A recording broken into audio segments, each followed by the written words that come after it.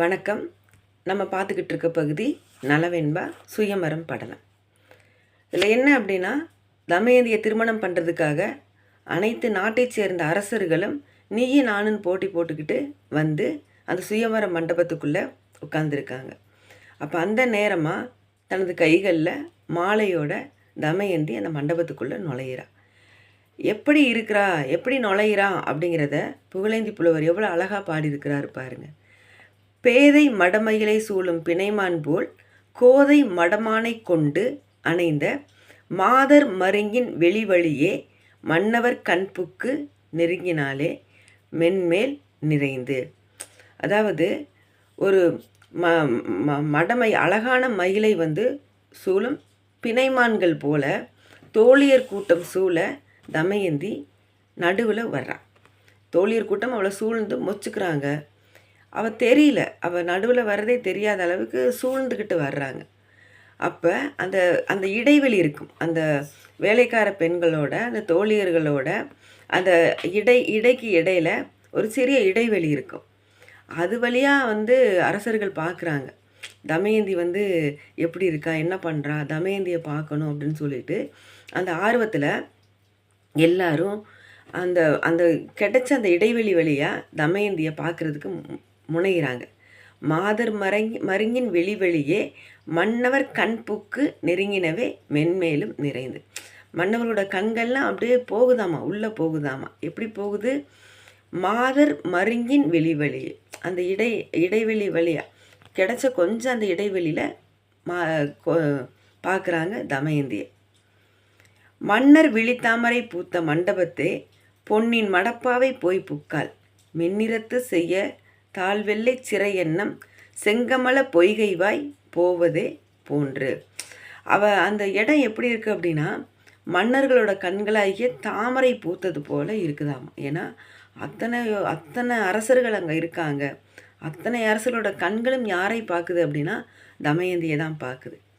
அப்போ அந்த அப்போ பார்க்கக்கூடிய அத்தனை அரசர்களோட கண்களும் தாமரை போல இருக்குது. பொன்னால் செய்யப்பட்ட மடப்பாவை போல தமயந்தி அங்கே உள்ளே போகிறாளாமா. தங்கத்தால் செய்யப்பட்ட ஒரு அழகான பறவை தனது கால்களை கொண்டு நடந்தால் எப்படி இருக்குமோ அதை போல தமயந்தி அந்த மண்டபத்துக்குள்ளே அழகாக வர்றா. இப்போ நினச்சி பாருங்கள், இந்த பக்கம் மண்டபம் முழுக்க அரசர்கள் நிறைஞ்சிருக்காங்க. தமயந்தி எப்படினாலும் நாம் தான் கல்யாணம் பண்ணிக்கணும், தமயந்தி நமக்கு தான் மாலை சூட்டணும் அப்படிங்கிற அந்த எதிர்பார்ப்பும் ஆசையும் அவங்களுக்கு அவ்வளோ இது இருக்குது. அந்த நேரத்தில் அழகுக்கு அழகை கொடுக்கக்கூடிய அந்த தமயந்தி மண்டபத்துக்குள்ளே வர்றா. வடம்கொள் வனமுலையால் வார்குலை போல் ஓடும் நெடுங்கன் கடை பார்த்து நின்றான். இடம் கண்டு பூவாளி வேந்தன் தன் பொன்னாடும் மின்னே இட்டு ஏவாளி நானின் மேல் இட்டு. இந்த நேரத்தில் மன்மதன் அப்படியே காத்துக்கிட்டு இருக்கான். தமயந்தி யாருக்கு மாலை சூட்ட போகிறா, யாருக்கு மாலை சூட்ட போகிறாளோ அவங்க மேலே நமது மலர்கணைகளை தொடுக்கணும் அப்படின்னு சொல்லிட்டு இந்த இடத்துல மன்மதன் காத்துக்கிட்டு இருக்கான். ஏன்னா யாருக்கு மாலை சூட்ட போகிறான்னு யாருக்கும் தெரியாது, அங்கே இருக்கிறவங்க யாருக்கும் தெரியாது. ஆனால் தமயந்திக்கு தெரியும் யாருக்கு மாலை சூட்ட போகிறோம். தனது மனதில் கணவனாக நினைத்து கொண்டிருக்கக்கூடிய நலனுக்கு தான் சூட்டணும் அப்படின்னு சொல்லிட்டு அவள் மனசுக்குள்ளே இருக்குது. ஆனால் மன்மதனுக்கு தெரியாதில்ல. அவள் மன்மதன் காத்துக்கிட்டு இருக்கான், யாருக்கு மாலை சூட்ட போகிறாளோ அவங்க மேலே இந்த மலர்கணையை எரிஞ்சிடணும் அப்படின்னு சொல்லிட்டு காத்துக்கிட்டு இருக்கான். நாம மன்னர் குலமும் பெயரும் வளநாடும் இன்ன பரிகள் என்று இயல் அணங்கு முன்னின்று தார்வேந்தன் பெற்ற தனிக்கொடிக்கு காட்டினால் தார்வேந்தர் தம்மை தெரிந்து. தார்வேந்தன் பெற்ற தனிக்கொடி யார் அப்படின்னா தமயந்தி.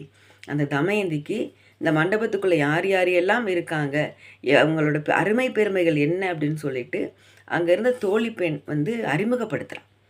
உன்னை மாலை சூட்டுவதற்கும் திருமணம் பண்ணுறதற்கும் இந்தந்த நாட்டில் இருந்தெல்லாம் வந்திருக்காங்க அப்படின்னு சொல்லிட்டு அறிமுகப்படுத்துறதுக்காக அந்த இடத்துல தோழி செய்கிறான். பொன்னி அமுத புதுக்கொழுந்து பூங்கமியின் சென்னி தடவும் திருநாடன் பொன்னின் கணங்கு அவிழ்த்த பூன்முளையாய் சூழ் அமரில் இன்னார் கணம் கமிழ்த்த வேலன் இவன் கான். அப்போ அங்கே இருக்கக்கூடியது சோழ மன்னன்.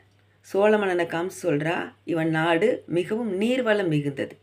ஆற்றில் ஓடக்கூடிய நீர் உயர எழுந்து அங்கே இருக்கக்கூடிய பாக்கு மரத்தை தழுவிக்கிட்டு போகுதாமா. அப்படிப்பட்ட நீர்வளத்தை கொண்ட இந்த பாண்டிய மகன் உனது மலர் மாலையை தேடி வந்திருக்கான் அப்படின்னு சொல்லிட்டு முதல் மன்னனை அங்கே இருக்கக்கூடிய அந்த தோழி பெண் தமயந்திக்கு அறிமுகப்படுத்துகிறான்.